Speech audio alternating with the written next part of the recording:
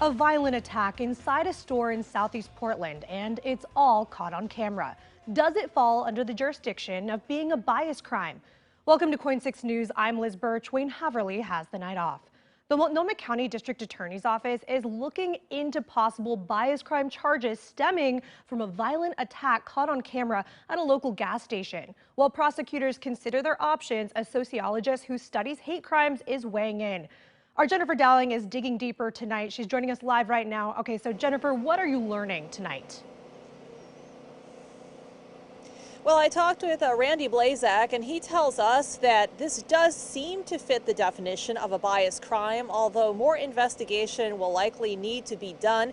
Meantime, the store owner's son tells us that he believes that the charges currently brought against the man responsible are not enough based on the level of intimidation.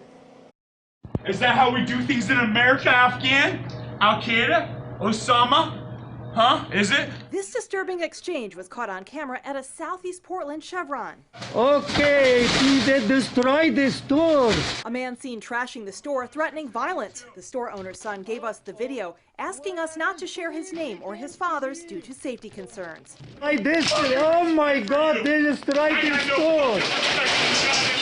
Court documents ID'd the man in the video as Brian Miller. The store owner's son said he'd come in to buy cigarettes. So this harkens back to kind of a bad era of a hate crime. Randy Blazak, chair for the Oregon Coalition Against Hate Crime, says it reminds him of a dark period in U.S. history. I mean, this is a hate crime that really looks like something that we saw after 9/11, when there was a 400% increase in the number of hate crimes against Arabs and Muslims and people. Blazak says hate crimes have been on the rise since 2016, with service sector workers targeted often. That's where people who come from non-diverse environments run into people who are different from them.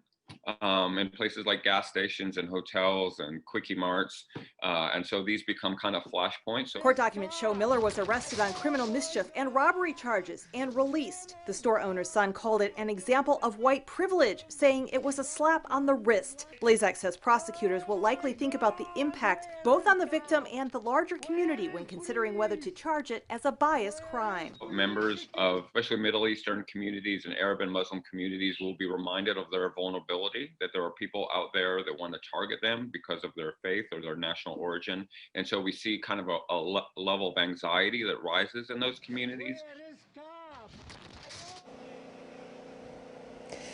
And the DA's office sent out a statement today saying all potential bias crime cases, whether they are a felony or misdemeanor, are reviewed by the Violent Crimes Unit within the Multnomah County District Attorney's Office. We have been working with the Portland Police Bureau's bias crime detective to gather all available police reports and evidence.